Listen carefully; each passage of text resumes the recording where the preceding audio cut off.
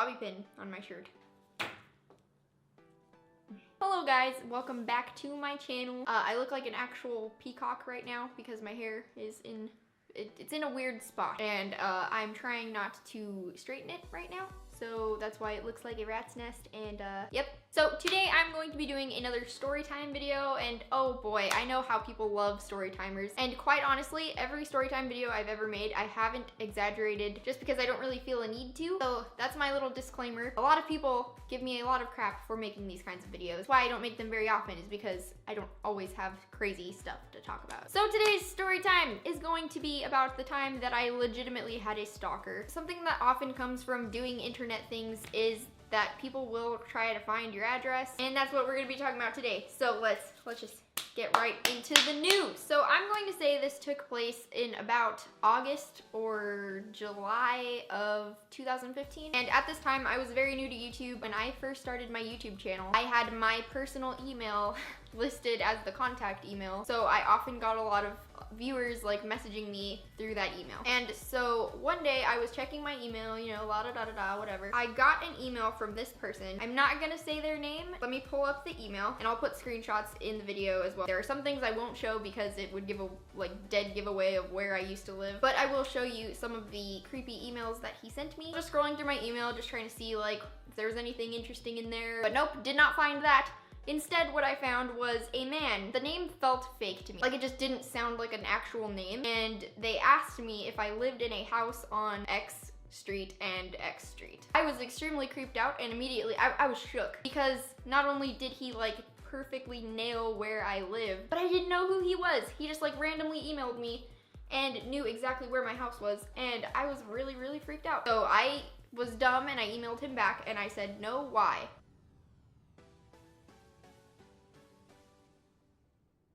And then he replied with, just a hunch, see below pictures. And the photos he replied with, I almost peed my pants. I don't want to like give away where I used to live, but he like literally screenshotted Google Maps, drew on them with like red marker or something in an app, and like straight up pointed out where I lived, and dude. So I replied to that, don't know why, and I asked him, and you are. So he said, oh boy, man with a very particular set of skills. Now, this might sound like, you know, whatever to you. I Googled the quote because I knew it sounded familiar. I felt like I heard it somewhere. And I found it was from a movie called Taken. If you're looking for ransom, I can tell you I don't have money.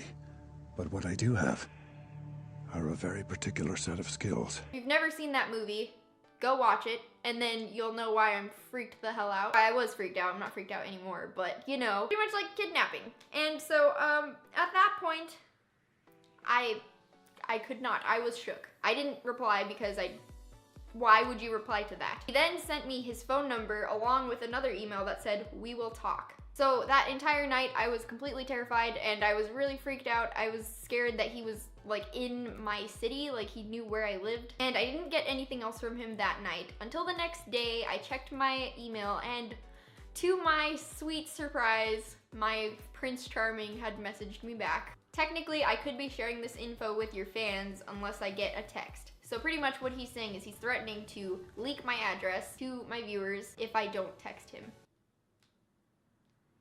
Shut the fuck up. So then I replied with something along the lines of, oh, well, that's not my house, so you would be sharing the wrong information, even though it was my house, and I was saying that to try and like not, I don't know, like trick him or something. He replied to that with another screenshot of my exact house and pretty much told me that I can't fool him. He knows he's right. You know, that. So I didn't reply to that. And then on July 1st, he sent me, since you won't text me, I think I will just come to hang out with you. If you can imagine how a 17-year-old girl would react to someone telling her if I don't text them that they will just come to my house and hang out with me after sending me a fucking quote from the movie Taken. And I didn't reply because at this point I called the local like police place, and they pretty much just advised me to stop replying to him, and this was like a few days before, so that's why I hadn't said anything to him, and he just continued to message me. I listened to them because I figured they're police, they know what they're talking about, like they probably deal with this stuff all the time. Very next day, sent me probably one of the most horrific parts of this entire story thing. Sent me an email with the title, or whatever it's called, what is it called? The subject of the email was called, "And so my trip begins." And then underneath that wrote, "If you're wondering, this is what I look like," and sent me this extremely creepy photo of him wearing a ski mask, and then sent me a freaking screenshot of his location driving to my house. This is where it gets real bad. So, after this, I don't think I'm going to show any more photos because it's kind of like I don't really want this to happen again. And so that is when I told the police again, like I went back to them because they told me if anything further happened to let them know. So I notified them of the email that I got and the photo I got. They told me that there was nothing they could do about it. He hadn't come to my house and done anything crazy. Hadn't like physically threatened me or whatever, even though he threatened to leak my address, but that's apparently police don't care about that. So the next day I went home. I didn't know what to do. Like when someone is telling you that they're gonna come to your house and hang out with you after sending you like so many scary things. So then the very next day I woke up, I checked my email. There were at least 8 photos of, there was a photo of me in my window on my laptop. Like he took a photo through my window and I was on my laptop. He took photos of my dogs in the backyard. He took photos of me taking my dogs out in the backyard. Photos were taken from extremely far away, but they were like very zoomed in.